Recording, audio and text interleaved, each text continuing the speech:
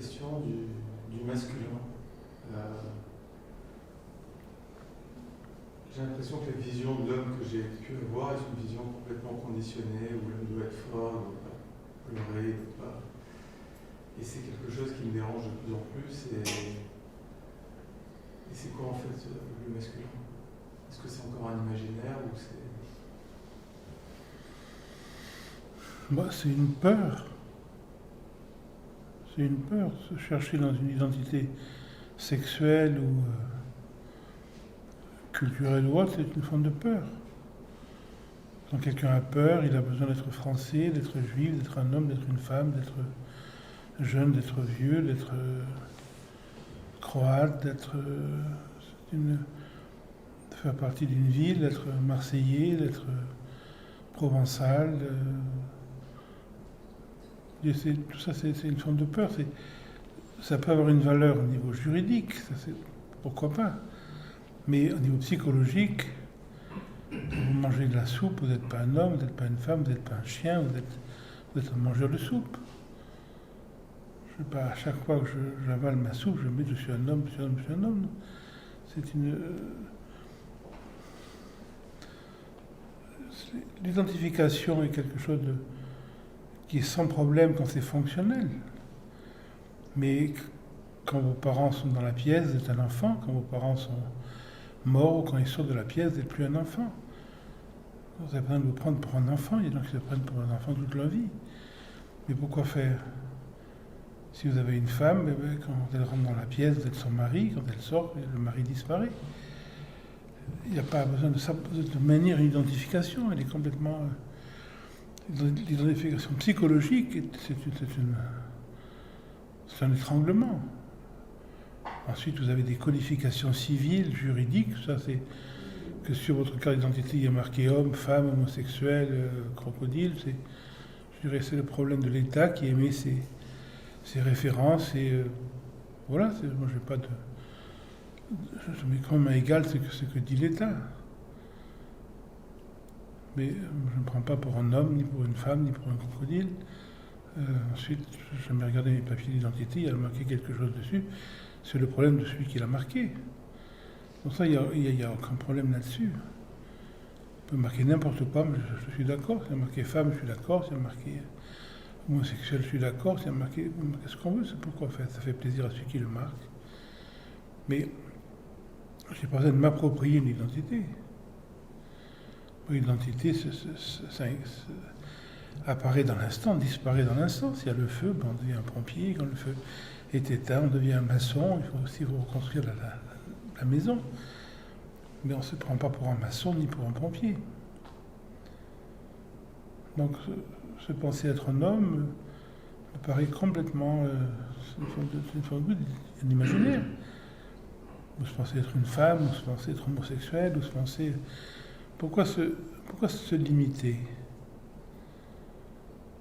Il y a des moments où vous allez incarner extérieurement des attributs qui, selon les sociétés, on prête aux hommes, on prête aux femmes. Et encore, les sociétés changent et ça dépend des époques. Et les caractéristiques qu'on prête aux femmes à une époque, on va leur prêter à une autre époque. Donc, mais sans rentrer dans ces détails culturels,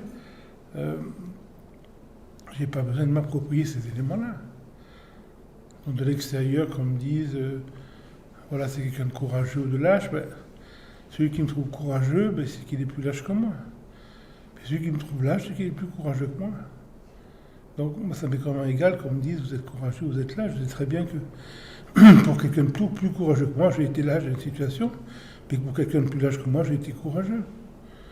Donc la caractéristique qui va me définir, mais dépend du regard de celui qui la donne. Donc, quel que soit ce qu'on dit sur moi, je suis d'accord. C'est le point de vue de celui qui a ce regard-là. C'est sa limite qui conditionne son point de vue sur moi. Donc, je ne vois pas pourquoi on se prendrait pour un homme, pour une femme, pour un chien, pour un homosexuel, pour un hétérosexuel, pour un Français, pour quoi que ce soit. Sauf de manière ponctuelle, si... pour des raisons presque morales, dans certaines situations, dans une période de guerre, on insulte votre pays, que vous ayez l'air de défendre votre pays, une forme d'identification, ça ne me gêne pas. C'est purement ponctuel, c'est purement pédagogique. C'est comme avec un enfant, des fois il faut faire semblant d'avoir certaines valeurs. Voilà. On ne les a pas, mais c'est propice à l'éducation de l'enfant, des fois de dire voilà, ça c'est juste, ça c'est pas juste, ça ne veut rien dire. Mais pour l'enfant à 3 ans, à 5 ans, à 8 ans, oui, c'est intéressant pour lui, qui croit que ses parents voient ça comme juste ou comme injuste. Donc ça ne me gêne pas. Donc il y a des situations où on va se limiter idéologiquement. Par exemple, quelqu'un qui a un passé idéologiquement monarchiste. Un monarchiste français ne reconnaît pas le drapeau français bleu, blanc, rouge. Pour lui, le vrai drapeau, c'est un drapeau blanc avec une fleur de lys. Il méprise le drapeau bleu, blanc, rouge, qui est le drapeau de la Révolution, qui a détruit l'Europe, etc. Mais dans cette circonstance, un royaliste français au XXe siècle, en cas de guerre avec des pays limitrophes, pourrait faire semblant de se battre pour le drapeau français, qui est un drapeau qu'il méprise profondément. Mais dans des circonstances spécifiques, il va se battre pour ce drapeau. C'est pas qu'il a accepté ce que voulait dire le bleu et le rouge, mais c'est qu'il y a certaines circonstances où, pédagogiquement, on peut faire comme si on était français, on peut faire comme si on était juif, on peut faire comme si on était un homme, on peut faire comme si on était une femme. Ça, c'est pas dérangeant parce que c'est pédagogique. Il y a des circonstances où vous pouvez très bien faire comme si vous êtes approprié avec cette forme d'identification. Si vous allez voir un match de football à Marseille, vous pouvez faire comme si vous êtes content que l'équipe de Marseille gagne le match de football. Pourquoi ? Parce que vos amis sont là et qu'ils sont Marseillais, ils ne comprendraient pas autrement. Donc par respect pour ses amis, vous allez applaudir quelque chose qui ne vous concerne pas. Donc dans les circonstances spécifiques, il peut y avoir une identification pédagogique pour l'environnement. Mais intérieurement, se prendre pour quoi que ce soit, c'est une forme de mièvreté, de mièvrerie. Pourquoi se prendre pour quelque chose ? Ceux qui se prennent pour quelque chose va toujours vivre un manque. Ceux qui se prennent pour un homme va toujours penser qu'il n'est pas assez viril. Ceux qui se prennent pour une femme va toujours penser qu'elle n'est pas assez ceci. Plus le cortège, si vous prenez pour un homme, alors vous allez faire des choses que vous n'avez aucune envie de faire, mais des hommes font ça, donc vous allez le faire. Si vous prenez pour une femme, vous allez... etc., etc., etc. Donc c'est des... ça peut avoir des valeurs juridiques dans certaines circonstances qu'un juriste essaie de développer le droit des femmes, ou le droit des hommes, ou le droit des chiens, ou le droit des homosexuels, ou le droit des débiles. Pourquoi pas ? Ça peut avoir une justification juridique dans le code civil. Mais c'est pas psychologique, c'est fonctionnel. Les sociétés évoluent, les mentalités évoluent, et il y a des choses qui étaient impossibles à une époque, au XVIe siècle, qui maintenant sont possibles. Ensuite, chacun a son opinion. Est-ce que c'est plus profond ou moins profond ? Ça, c'est des querelles de philosophes. Mais donc là, il peut y avoir une fonctionnalité. Mais psychologiquement, se prendre pour quoi que ce soit, moi, ça me paraît complètement une forme de mièvrerie. C'est un peu comme une forme de fierté. Pourquoi être fier de quoi que ce soit ? Celui qui est fier a honte de quelque chose. Pourquoi avoir honte de quoi que ce soit ? À un moment donné, on n'a ni honte de quoi que ce soit, ni on est fier de quoi que ce soit. On n'est pas responsable de notre stupidité, de notre intelligence, de notre faiblesse, de notre force, de notre beauté, de notre laideur. Pourquoi est-ce que je serais fier de quoi que ce soit ? Pourquoi j'aurais honte de quoi que ce soit ?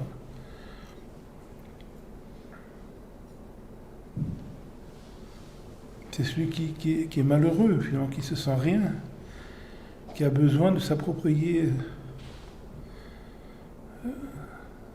une identification. Je me rappelle, il y a très longtemps, je suis arrêté sur une route entre Digne l'endroit où habitait Jean Klein, j'ai un marchand de pierres. Et cet homme avait de très très belles pierres qui venaient surtout du région du Tchad, des lacs du Tchad. Et puis, il avait 2-3 pierres rares, et il me dit, voilà, j'ai cette pierre, je suis très fier de cette pierre, puis je suis très fier de cette pierre. Et puis, c'était amusant parce que je ne comprenais pas pourquoi il avait besoin d'être fier d'avoir ça. Il était pour rien s'il avait ça. C'est qu'il l'avait acheté, c'est qu'il s'est trouvé au bon moment. Il a vu l'argent de l'acheter ou la capacité de le voler, peu importe. Mais pourquoi être fier de quoi que ce soit? Je comprends qu'il était content de pouvoir présenter des choses intéressantes à des clients potentiels.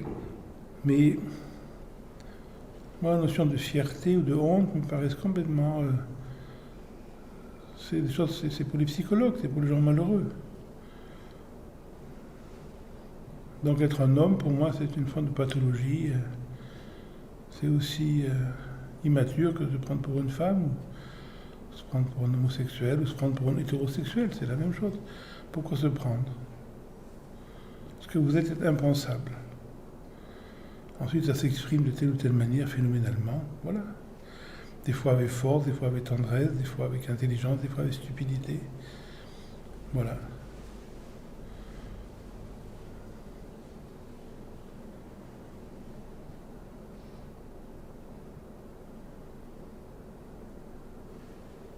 Et paradoxalement, c'est en ayant de la bienveillance et de la tendresse, avec cette stupidité que j'ai, avec cette mièvrerie, que paradoxalement, il commence à y avoir une forme d'apaisement. Parce qu'avant, quand je la refusais, ça me stressait encore plus. Oui, il n'y a rien à refuser. Vous n'êtes pas responsable de ce que vous pensez. Vous êtes le résultat de tous vos passés, toute votre hérédité, toute votre génétique. Donc quoi que vous pensiez, effectivement, tôt ou tard, il faut l'accepter. C'est pas faux de croire quelque chose, c'est pas faux de se prendre pour un homme, c'est pas faux de se prendre pour un Français. Uniquement, c'est limitant, c'est fatigant. Et à un moment donné, naturellement, vous serez fatigué de vous prendre pour quoi que ce soit. Donc il ne s'agit pas de s'empêcher, vous avez bien le droit de vous prendre pour un diplodocus, ou prendre pour ce que vous voulez, chacun a son... Donc à ce moment-là, vous allez avoir honte de ça. On va dire, voilà, tous les hommes sont des salauds, vous allez vous sentir affecté, puis on va vous dire, pourquoi pas, chacun a le droit de voir des psychologues et de se ruiner. Mais si un jour vous voulez plus voir de psychologue et plus vous ruiner, il ne faut plus se prendre pour quoi que ce soit. Donc à ce moment-là, dans un seul instant, vous n'avez plus honte de rien,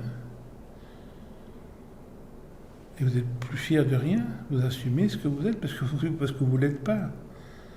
Ce que vous êtes, vous ne l'êtes pas. C'est un imaginaire. On vous a transmis un certain nombre d'imbécilités, vous dites, voilà, je suis comme ça. Vous n'êtes pas comme ça, c'est pas vrai. Vous croyez être comme ça, c'est pas vrai, c'est un mensonge. C'est l'éducation, c'est la société, c'est la peur de votre famille qui a fait qu'on vous a transmis tous ces oripeaux. Quand vous portez ces oripeaux, il faut voir des psychologues, il faut voir des thérapeutes, il faut voir qu'on vous aide. Mais un jour, vous allez avoir assez qu'on vous aide. Voilà.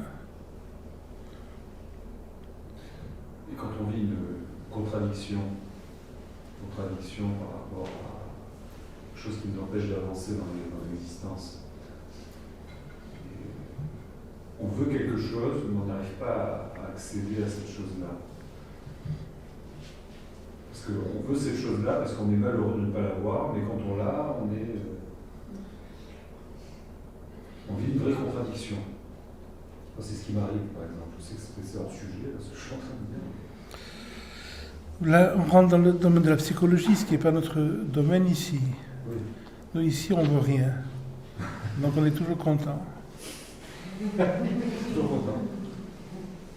Ce qu'on n'a pas, on ne le veut pas. Pourquoi on ne le veut pas? Parce qu'on n'a pas.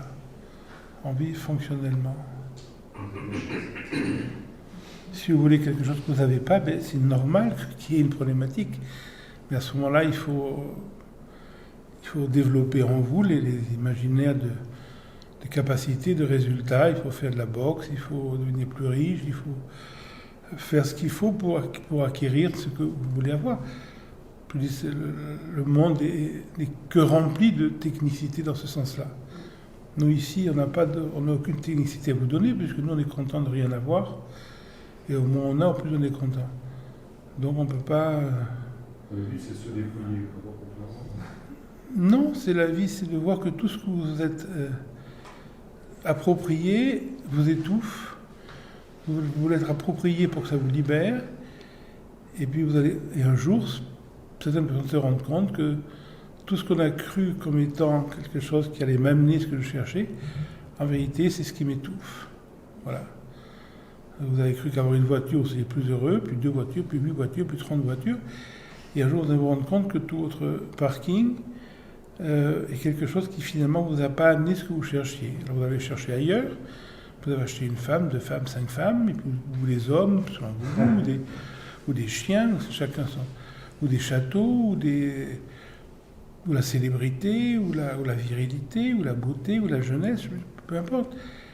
Et chaque fois, je me rends compte que finalement, bien sûr, quelques instants, ça marche. Quand vous avez une nouvelle voiture, vous êtes pendant quelques jours super heureux. Puis après, vous voyez qu'il y a une autre voiture qui vient de sortir, qui a quelque chose encore que... Et celle que vous avez, vous laisse vraiment indifférent, c'est une autre que vous voulez. Donc tout ce que je me suis approprié pour atteindre ce que je cherchais, à un moment donné, ne me donne pas ce que je cherche. Donc finalement, l'orientation de nos réunions, c'est quand quelqu'un est arrivé à cette évidence absolue, non négociable, non pensée et non raisonnée, que quoi que ce soit que je peux m'approprier, c'est pas ça vraiment que je veux. Je crois vouloir ça. J'ai cru vouloir cette femme, j'ai cru vouloir ce chien, j'ai cru vouloir cette voiture. Je l'ai eu.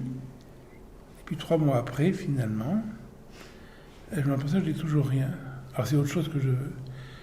1 fois, 2 fois, 1000 fois. Et on est la 1001e fois, je me dis, mais c'est ça que je veux là-bas. Mais je sais que c'est pas vrai. Je sais que dès que j'aurai ça, c'est autre chose que je voudrais. Donc je me pose la question, qu'est-ce que je veux vraiment? Et à ce moment-là, il y a une sorte d'intimité qui va se faire, qui va vous amener à vous rendre compte que ce que vous voulez, c'est le non-désir. C'est-à-dire, c'est le moment de totale satisfaction. Le moment où vous achetez votre Maserati, ou vous volez votre Maserati, selon vos capacités, quand vous êtes dans votre Maserati, vous avez un moment de totale satisfaction.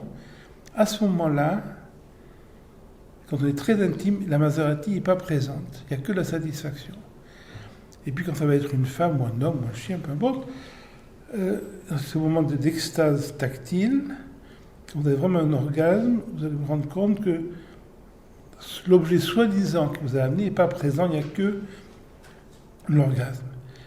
Et puis si c'est un tableau de Van Gogh qui vous stimule, quand vous avez acheté ou volé votre tableau, quand vous regardez le tableau, il y a une espèce de joie, vous fermez les yeux, vous sentez cette joie, et dans cette joie, il n'y a pas le tableau.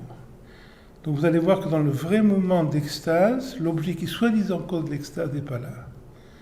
Et quand je commence à pressentir ça, je m'aperçois que c'est toujours la même extase. Le tableau change, la femme change, le sien change, la voiture change, non, mais la joie c'est toujours la même.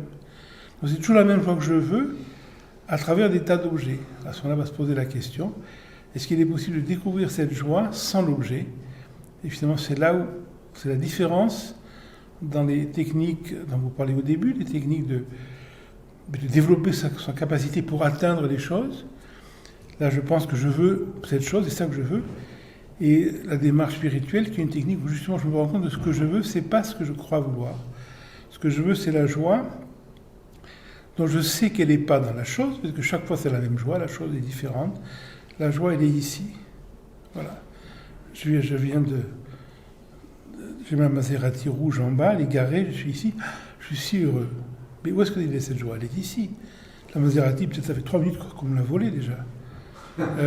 Et je suis quand même heureux. Ça prouve que la joie n'est pas dans la Maserati. J'ai acheté cette nouvelle femme, c'est super, mais peut-être elle est déjà partie avec un autre. Je suis tellement heureux de l'avoir achetée. La joie, elle est ici, elle n'est pas dans la femme. Quand je me rends compte de ça directement, il y a une forme d'orientation qui va se faire, et progressivement, toutes les énergies qui étaient utilisées pour avoir cette nouvelle chose, bon, ces énergies qui sont concentriques vers les choses, vont devenir plutôt qui sont excentriques vers les choses. On veut dire naturellement concentriques, mais pas concentriques comme les malheureux qui font du yoga, qui essaient de centrer leur énergie, mais concentriques naturellement, par manque de stimulation extérieure, parce que je sais que c'est pas vrai que c'est ça que je veux. Je crois que je veux ça, c'est pas vrai, c'est pas ça que je veux. Je crois que je veux ça, je sais que c'est pas vrai. Donc l'énergie va se rassembler, et finalement la démarche traditionnelle, c'est ce centrage organique de l'énergie vers la satisfaction qui est le non-désir. Parce que quand vous êtes vraiment heureux d'une chose, vous vivez un moment de total non-désir. C'est ça qu'on cherche avec le désir. Donc c'est très différent de la dynamique qui va essayer de développer mes capacités pour atteindre une chose. Et c'est légitime, tant que j'ai cette conviction que c'est cette femme, c'est ce chien, c'est ce château qui va me rendre heureux, mais bien sûr, il faut faire tout ce qu'on peut. Voilà, puis éventuellement, il y a un moment donné dans la vie une sorte de mise en question qui se fait à ce niveau-là, ou non. Et tout va bien dans tous les cas.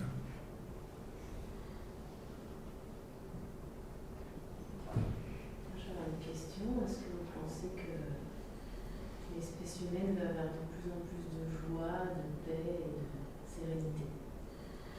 Je n'en ai pas la moindre idée, ni le moindre intérêt, mais je n'ai aucune capacité pour imaginer un futur dont je ne peux pas vous répondre. Ça aurait pu être un ressenti.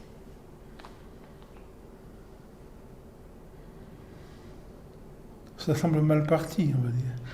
Mais toujours être optimiste.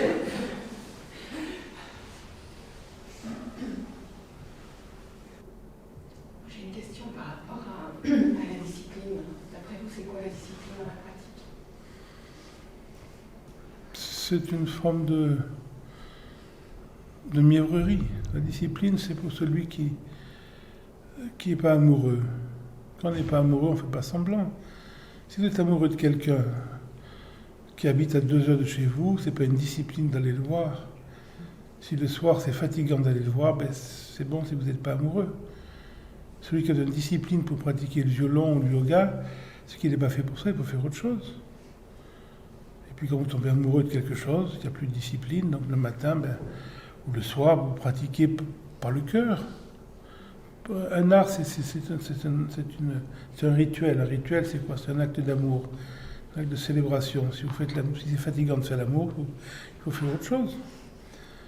Donc, si le matin, je suis dans mon lit et je me dis je préfère être au lit que travailler, ben, c'est tout à fait respectable, mais c'est qu'on n'est pas fait pour travailler. Parce que là, c'est un sacrilège pour moi de travailler. Celui qui pratique et qui préférait ne pas pratiquer, pour moi, est indigne de pratiquer. Ça n'a aucun sens. C'est comme un médecin qui préférait faire autre chose, mais il n'a qu'à faire autre chose. Il n'y a pas d'imposition dans la vie. Un art, c'est une dédication, c'est dans toute votre vie. C'est pas un choix personnel. Que vous soyez médecin, que vous soyez militaire, que vous soyez banquier, que vous soyez pratiquant de n'importe quel art, c'est pas quelque chose que vous faites pour vous. Vous le faites pourquoi? Parce que vous avez des capacités fonctionnels qui vont se répercuter sur tout votre environnement. Voilà, si on sait faire du pain, on devient boulanger, si on est doué pour les placements, on devient banquier, etc. C'est pas personnel. On ne fait pas ce qu'on a envie de faire dans la vie, on fait ce qu'on doit faire. La question, c'est quelles sont mes capacités? Qu'est-ce que je peux faire pour aider mon environnement? On a tous des capacités différentes et on suit ces capacités. Donc un rituel, c'est j'ai un don pour ce rituel-là. Ça ne veut pas dire que je suis doué d'avoir un don, c'est-à-dire que j'ai une résonance au niveau du cœur. Ensuite, donc, je vais pratiquer à mon niveau, pas au niveau d'un autre, cette espèce d'abdication. C'est quoi un rituel? C'est une abdication de chaque... Je me libère de l'acteur dans chaque action. Dans l'expiration, je me libère de l'expirateur. Dans celui qui lève un bras, je me libère de celui qui dirige le mouvement. Dans celui qui tourne d'un côté, je me libère de l'acteur. C'est ça le rituel. Donc ça se fait uniquement par le cœur, par amour.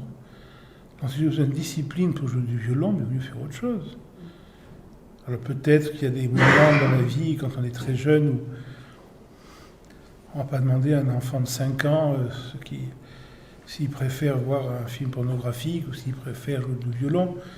Donc il peut y avoir certaines formes de ruses pédagogiques qui peuvent ressembler à des fois des formes de discipline, mais c'est pour aider l'enfant qui n'est pas encore ouvert à sa propre capacité. Ça, momentanément, il n'y a aucun problème là-dedans. Mais c'est quand même en fonction des capacités de l'enfant. Si vous avez un enfant qui a une morphologie pour courir le 10 000 mètres, vous n'allez pas l'entraîner aux 100 mètres. S'il a une morphologie d'haltérophile, vous n'allez pas l'entraîner en ballet classique. Vous devez respecter les morphologies de l'enfant. Et une pratique, pour moi, c'est le respect de sa propre morphologie. On va faire ce pour quoi on est bon. Et pour savoir ce pour quoi on est bon, il faut écouter. Et bon, pas extérieurement, mais bon au niveau du cœur. À ce moment-là, il n'y a pas de discipline. La discipline, pour moi, c'est une forme de dégénérescence. Une société demande la discipline à ses citoyens, c'est que la société est passée à côté de son rôle d'exemple. La société doit présenter des exemples et le peuple doit s'identifier à ces exemples, ce qui est le cas à certaines périodes de notre société. Mais quand il n'y a plus d'exemples, ou quand les exemples deviennent des gens complètement à la surface, il faut imposer une discipline pour que les gens... Mais c'est le signe que la société a quitté une orientation traditionnelle. Pour moi, il ne doit jamais y avoir de discipline. Il y a une évidence. Ensuite, qu'une vie intelligente soit disciplinée, ça c'est autre chose. Si vous voulez être en bonne santé, il faut manger toujours à la même heure, parce que 2 heures avant la digestion, les sucs digestifs commencent à se préparer. Ça, c'est pas une discipline, c'est une forme d'intelligence. Si vous voulez courir à 10 000 mètres, il faut vous entraîner également à la même heure. Pourquoi ? Pour des tas de raisons physiologiques. Il y a des tas de choses qui ont une régularité. Mais ça, c'est pas une discipline. Ça, c'est simplement vivre en accord avec le ressenti corporel. Tout ce qu'on fait dans la journée est réglé à niveau presque à la minute près, par des cycles internes. Et quand quelqu'un devient sensible, il devient sensible à ces cycles. Et celui qui peut, c'est pour ça que traditionnellement, les vies équilibrées sont des vies extrêmement réglées. Celui qui fait ce qu'il sent comme ça, c'est qu'il sent rien. Bien sûr. Quand quelqu'un est sensible, il ne fait pas ce qu'il sent de faire, il fait ce qu'il doit faire. Le corps lui donne toutes les indications. Donc ça, c'est pas une discipline, ça c'est une régularité. La vie est cycle. La vie de la nature, c'est des cycles. La vie du corps, c'est des cycles. Il y a des cycles pour se coucher, il y a des cycles pour agir, il y a des cycles pour se reposer. Donc devenir à l'écoute de ces cycles, ça c'est une forme de respect de la vie. C'est pas une discipline, bien sûr. Donc la discipline extérieure peut avoir sa place momentanément chez un enfant. Mais une discipline dans le sens traditionnel, c'est pas une discipline, c'est une forme de dédication. C'est un sacerdoce finalement, une action. Vous êtes là pour faire ce que vous pouvez faire le mieux possible. Ce qui demande le moins de contraintes, psychologiquement, physiquement. On a tous des capacités spécifiques. Dans la société, vous devez être là pour remplir ces capacités. Donc pour moi, la discipline, dans le sens où on emploie en Occident, c'est une forme de violence. Elle vient de l'imaginaire, savoir ce qui est juste. Alors j'impose ce qui est juste à mon corps, à mon psychisme, ou à la société. Mais là, on rentre dans les sociétés dictatoriales. Dans les psychismes dictatoriaux.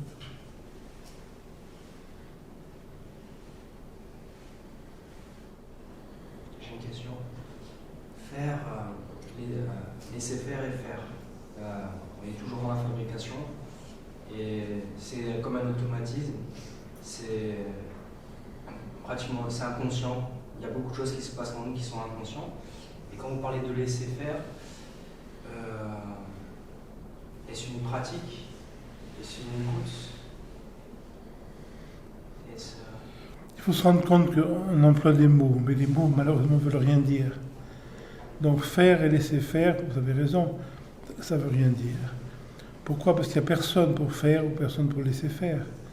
Donc si je vous dis laissez faire votre respiration, ça ne veut rien dire. Si quelqu'un vous assomme maintenant, ben vous allez continuer à respirer, assommer. Vous respirez? Non, ça respire. Donc jamais vous respirez, vous êtes respiré.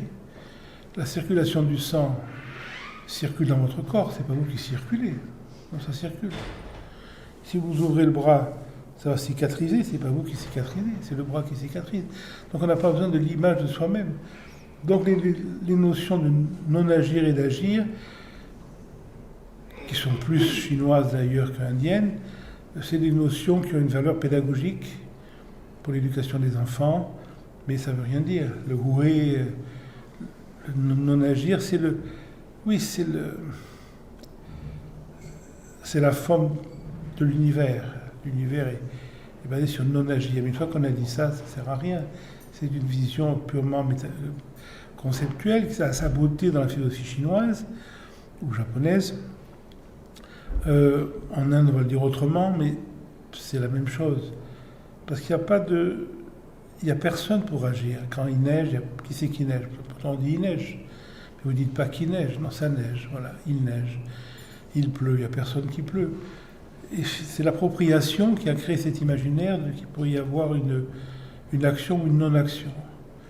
Donc c'est uniquement pédagogiquement un enfant, vous pouvez dire des fois, voilà, regarde, là tu as réagi. Et puis là tu n'as pas réagi. Là tu as écouté, donc ton camarade t'a traité d'imbécile, mais tu l'as écouté. Voilà. Et puis l'autre fois on t'a traité d'imbécile, tu as réagi. Donc moi ça ne me gêne pas quand un enfant de 5 ans ou 8 ans, en plus des fois se servir de ces notions. Ça fait partie de l'éducation. Mais quand l'enfant va être mûr, un jour il va rigoler. Il va se rendre compte que quand il a réagi, il n'a pas réagi, ça a réagi en lui, il n'était pour rien. Et quand ça n'a pas réagi en lui, ben c'est qu'il était plus disponible, il n'était pour rien non plus. Donc il ne faut pas confondre la pédagogie, et finalement dès qu'on ouvre la bouche, on est dans la pédagogie. La pédagogie est toujours fausse au niveau métaphysique. Et la métaphysique est toujours fausse au niveau pédagogique. C'est pour ça qu'il ne faut pas essayer de... C'est pour ça que les gens intelligents ne peuvent pas pratiquer les arts traditionnels. Parce qu'ils vont poser la question pourquoi. Quand on pratique les arts traditionnels, on ne pose pas la question pourquoi. Pourquoi on pratique? Parce qu'on pratique, ça s'arrête là. Si vous demandez à quelqu'un pourquoi vous faites ça, ça ne veut rien dire le mot pourquoi, c'est un mot stupide le mot pourquoi. Donc, les métaphysiciens ne peuvent pas pratiquer. Quand un métaphysicien peut faire du yoga, il va dire ben à quoi ça sert? Mais justement, ça ne sert à rien. Alors, il va dire mais si ça ne sert à rien, c'est pas la peine. C'est justement la peine parce que ça ne sert à rien. C'est parce que les choses ne servent à rien qu'elles sont intrinsèquement justes. Ce qui sert à quelque chose, ça ne sert à rien. Donc la métaphysique, c'est la formulation métaphysique est toujours en contradiction avec la formulation pédagogique. C'est pour ça que les intellectuels sont peu enclins à la pratique. Et que les pratiquants sont peu enclins à la métaphysique parce que il n'y a rien à penser. Donc quand quelqu'un a pressenti une orientation traditionnelle en lui, il n'a plus rien à se représenter conceptuellement. Donc c'est normal, vous allez toujours trouver une différence entre la pédagogie. Donc quand une formule est énoncée, c'est à vous de voir si c'est un moment de métaphysique, c'est-à-dire où on essaie de vous rendre la chose impensable. Parce que c'est quoi la métaphysique? La métaphysique, c'est d'arriver à vous amener de comprendre intuitivement que vous n'allez pas pouvoir comprendre ce dont on parle. Voilà, vous essayez de comprendre, c'est gentil, mais on ne peut pas comprendre. La métaphysique, c'est comprendre que la pensée ne peut pas accéder au non-pensée. Donc on dit qu'il y a quelque chose qui s'arrête. C'est ce que va faire les koans chinois ou japonais. Quand on vous dit quel est le bruit d'une seule main, vous avez un petit moment où la pensée s'arrête, parce que vous ne pouvez pas répondre. Ou si la formulation est pédagogique, elle vise à ce moment-là une exploration dans le corps, dans le psychisme, de cette restriction qu'on a en nous. Mais il n'y a pas d'agir, il n'y a pas de non-agir. C'est des représentations. Alors l'Inde est passé à travers cette contradiction, parce que dans l'Inde, si on prend le chemin du Cachemire, ben on a Prakash et on a Vimarsh. Et Prakash, c'est quoi? C'est la lumière absolue. Et Vimarsh, c'est quoi? C'est la perception de cette lumière comme étant non différente de soi-même. C'est ce qui est représenté dans la sculpture indienne, quand il y a une très belle femme qui se regarde dans un miroir, et qu'est-ce qu'elle voit? Elle voit la conscience. Donc c'est la dualité qui ramène à la non-dualité. Mais voilà, ça c'est l'approche indienne. L'approche chinoise a d'autres subtilités. Donc, essayez pas de trouver une constance des mots. La métaphysique c'est ce qui est au-delà des mots, et donc tout mot prête à confusion. Dès qu'on dit une phrase, quelqu'un d'intelligent peut dire oui, mais c'est vrai que le contraire est vrai aussi. Mais c'est comme le bruit d'une seule main. C'est la dernière question qui ne nécessite aucune réponse. Quand je veux la réponse, je suis nouveau d'un mécanisme de questionnement, donc je suis dans la mémoire. Donc pour nous, agir et non agir, c'est deux poèmes, on va dire, qui parlent de la même chose, mais différemment. Mais c'est des poèmes, il ne faut pas les prendre à la lettre. Il n'y a pas un qui est vrai, un qui est faux. Le vrai et faux, ça fait partie du domaine profane, et ça ne fait pas partie du domaine traditionnel.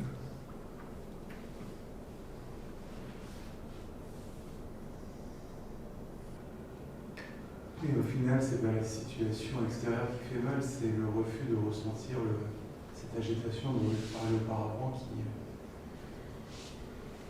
qui crée la souffrance. L'agitation extérieure, c'est un prétexte. La même chose que vous arrivez il y a 10 ans, qui vous a détruit il y a 10 ans, si ça vous arrive maintenant, ça vous laisse relativement indifférent. Ce n'est pas la situation, c'est l'impact affectif de la situation, bien sûr.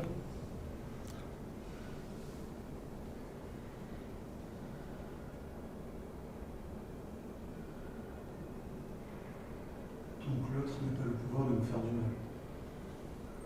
Personne ne peut vous faire ni du bien ni du mal. C'est deux représentations, ni vous-même. Il n'y a pas de mal ou de bien. C'est notre vieux pathologie judéo-chrétienne qui a inventé ça, mais ça n'a pas de... Psychologiquement, on ne vous dit pas si un crocodile vous mange la jambe que c'est comme si votre maîtresse vous lèche la jambe. Mais psychologiquement, est-ce que vous savez... vous pressentir cette maturité à laquelle vous aspirez, si c'est plus juste qu'un crocodile vous mange la jambe ou que votre maîtresse vous lèche la jambe, mais vous ne pouvez pas répondre. Parce que vous savez des deux, qu'est-ce qui va le plus vous amener à ce questionnement essentiellement de vous-même. Donc vous ne pouvez pas savoir dire ça c'est bien, ça c'est pas bien. Vous pouvez dire c'est plus agréable qu'on me lèche la jambe plutôt qu'un crocodile me mange la jambe. C'est respectable comme idée.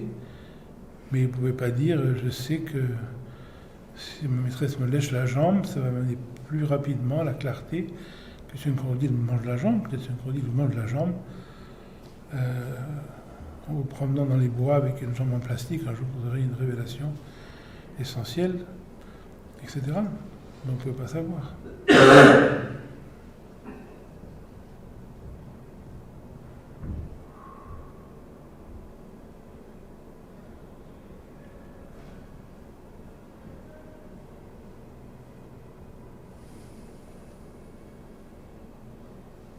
Mais tôt ou tard, vous allez voir que tout ce que vous avez pensé être dramatique dans votre vie, c'était les moments les plus importants. Rappelez-vous, chaque fois que vous avez eu des relations amoureuses positives, agréables, vous verrez que ça ne vous a amené pas grand-chose. Quand vous avez eu des drames amoureux, des drames affectifs, ça vous a vraiment mûri. Quand vous avez gagné de l'argent, quand vous avez été en bonne santé, vous avez vécu comme un imbécile. Quand vous avez eu des vraies maladies bien dures, quand vous avez eu des gros échecs financiers, quand vous n'avez pas eu de quoi manger, vous avez vraiment mûri. De toute manière, 99% de ce qui mûrit, c'est les échecs. Ce qu'on appelle nos réussites, c'est une mièvrerie absolue. Sur votre lit de mort, vous n'allez pas vous rappeler vos réussites, vous allez vous rappeler vos échecs. C'est ça qui vous fait l'homme que vous êtes maintenant. Tout ce qu'on réussit ne sert à rien. La maturation, elle vient des coups, elle vient de l'échec. Par mièvrerie, on a cette idée que je dois vivre, essayer d'avoir une vie heureuse, sans échec, etc. Mais c'est le contraire. Les gens profonds sont des gens qui ont eu des vies très dures, très complexes. Et les gens qui ont des vies bourgeoises, en pleine de sécurité, ont généralement des vies extrêmement mièvres. C'est amusant parce que tout le monde sait ça, mais pourtant chacun essaie de donner à ses enfants une vie complètement bourgeoise, complètement sécurisée. Il ne faut pas se faire écraser, il ne faut pas se noyer, il ne faut pas s'électrocuter, il faut faire attention à ça, faire attention. Alors ce qui va arriver à l'enfant, c'est la violence, c'est l'échec, c'est l'accident. On ne dit pas de pousser ses enfants sous des trains. Mais c'est amusant de voir comment on fonctionne. Rien de ce qui vous est arrivé de positif vous a vraiment aidé. Les moments où vous avez vraiment été mis en question dans votre vie, c'est pas les drames, c'est pas la violence.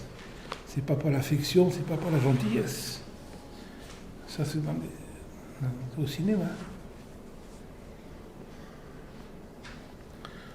Jacques Luzeran a eu 2 cadeaux dans sa vie.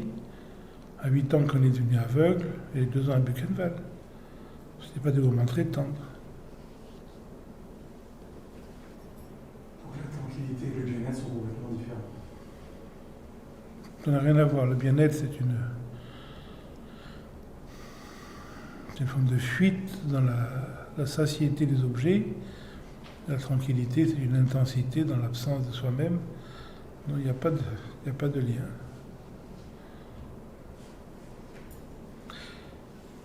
De l'extérieur, c'est différent. Quand un enfant mange une glace à la fraise, il peut avoir l'air complètement satisfait.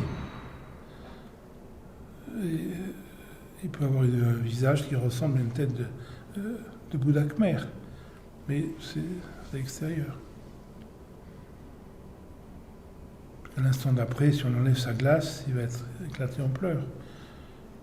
Contrairement au Bouddha Khmer.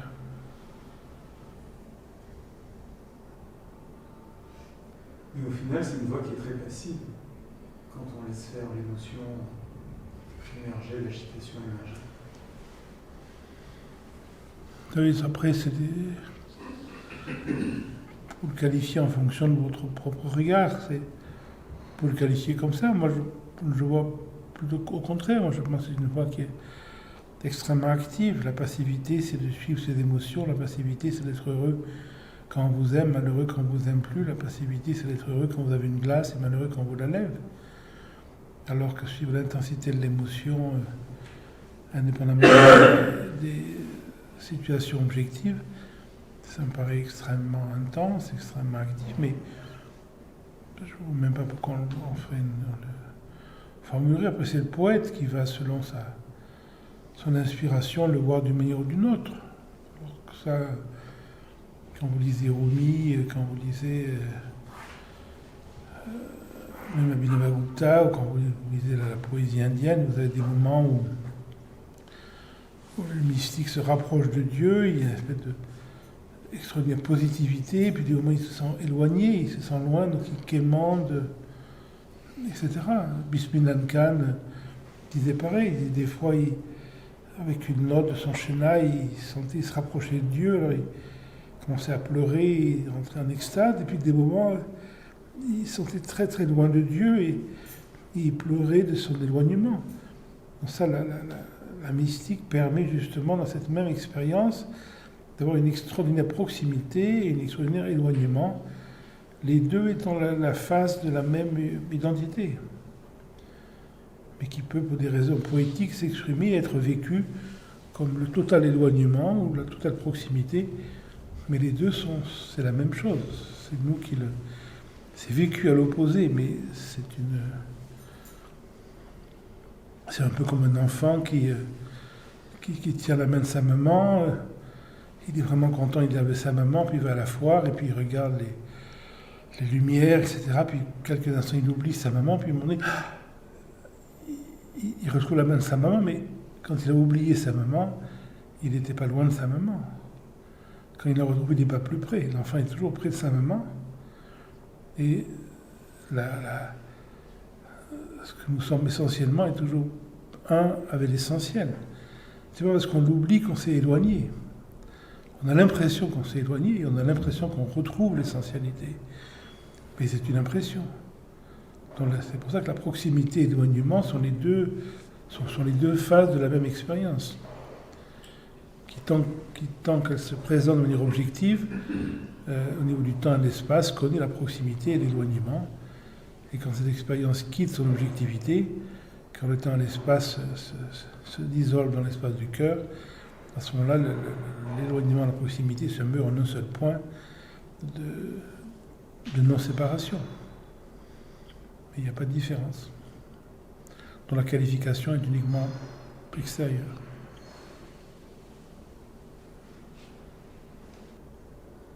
Donc au final, la vie est uniquement émotionnelle et sensorielle.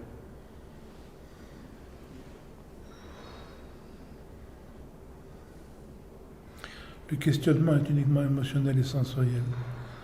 La vie est autre chose.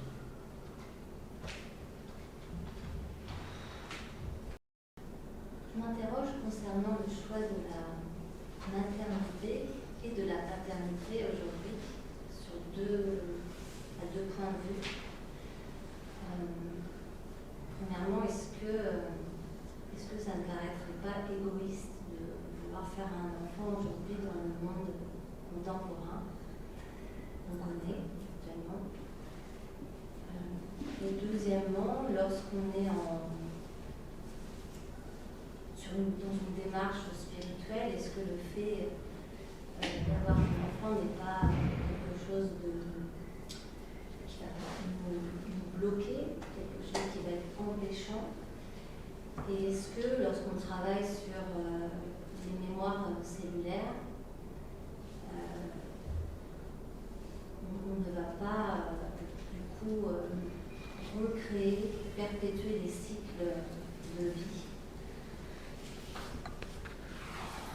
C'est une question à multiples entrées, en fait. Voilà, je vais utiliser un joker pour la dernière partie, sur les mémoires cellulaires, qui sont quelque chose de bien mystérieux pour moi. Mais ça m'intéresse aussi très S'il y a vraiment une intensité essentielle, il n'y a que ça qui compte. Dans l'idée de faire un enfant ne peut pas jaillir d'un psychisme qui a cette intensité absolue. Comme l'idée de se divorcer, de se remarier, de changer d'appartement, de changer de maison, de changer de travail, de changer de voiture, de changer de brosse à dents. Quand il y a cette intensité, il n'y a rien d'autre que ça. Le reste, c'est la vie qui décide. Mais on ne doit même pas le savoir. Donc effectivement, on ne va pas intentionnellement créer un enfant à ce moment-là. Je laisse de côté les sympathiques siddhas tibétains qui de temps en temps sautent sur les élèves pour faire des enfants parce qu'il fallait qu'un esprit se réincarne à ce moment-là. Je le laisse dans leur expression romantique. Mais pour nous, non, il n'y a pas de problème. Par contre, cette intensité est extrêmement rare. Moi, j'ai connu des gens qui avaient cette intensité et ils n'ont pas fait d'enfant, ils avaient autre chose à faire.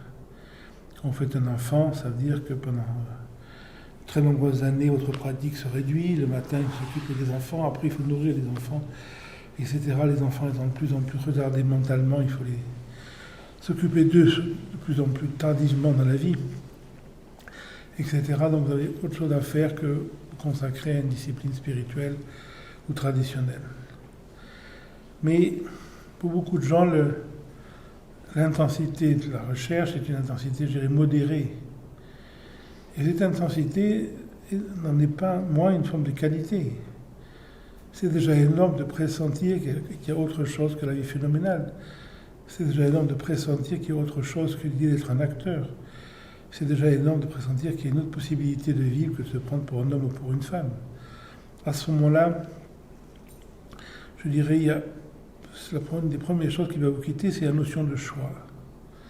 Et dans ce non-choix, on va dire que c'est les enfants qui choisissent. Quand un enfant naît, c'est qu'il a besoin de naître. Donc vous n'êtes plus l'auteur de l'enfant, vous devenez le réceptacle dans lequel cet enfant, qui n'est pas un enfant bien sûr, mais on formule comme ça pour des raisons de fonctionnalité, grammaticale a besoin de naître.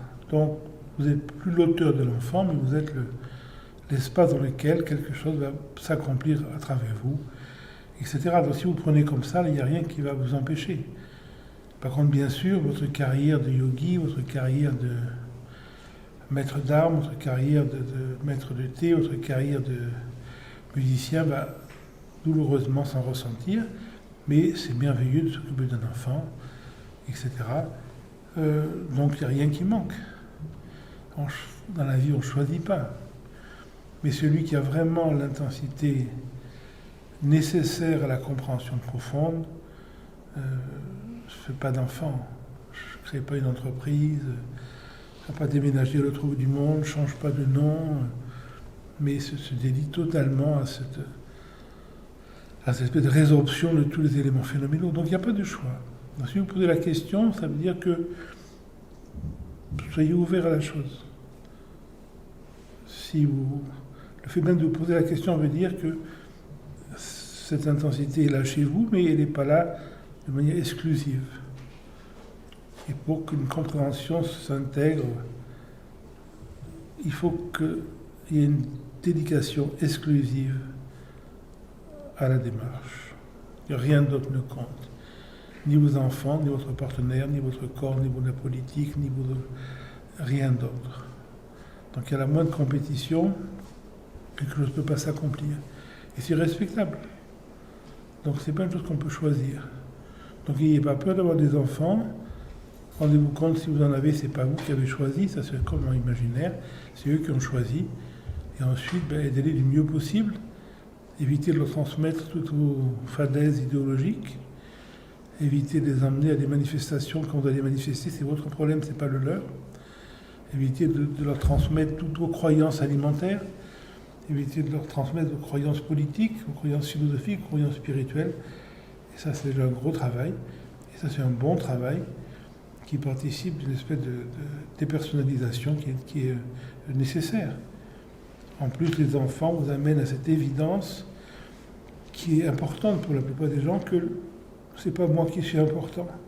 La plupart des gens, tant qu'ils n'ont pas d'enfants, pensent que c'est eux qui sont importants.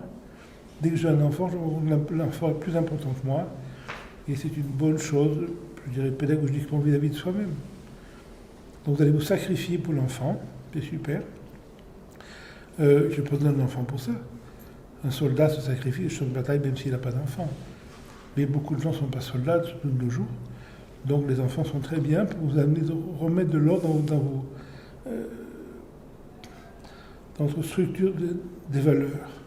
L'autre est supérieur à moi. Ça, c'est la valeur essentielle de la spiritualité. C'est d'abord l'enfant, puis ça va être tout le monde. Jusqu'à ce que vous arriviez à cette formulation qu'on a dans le soufisme chiite, on dit, quand on demande à un maître soufi qu'est-ce que c'est un maître soufi, et le maître répond, un soufi, c'est celui qui, regardant un autre homme, se dit cet homme est meilleur que moi. Donc, il faut commencer par l'enfant. L'enfant est plus important que vous, et puis petit à petit, tout va être plus important que vous. Et quand tout est plus important que vous, quand vous allez devenir la chose la moins importante qui soit, vous avez rejoint l'intensité nécessaire à la démarche spirituelle. À ce moment-là, l'enfant, généralement, est assez grand et parti déjà. Donc vous pouvez revenir à ce qui était essentiel.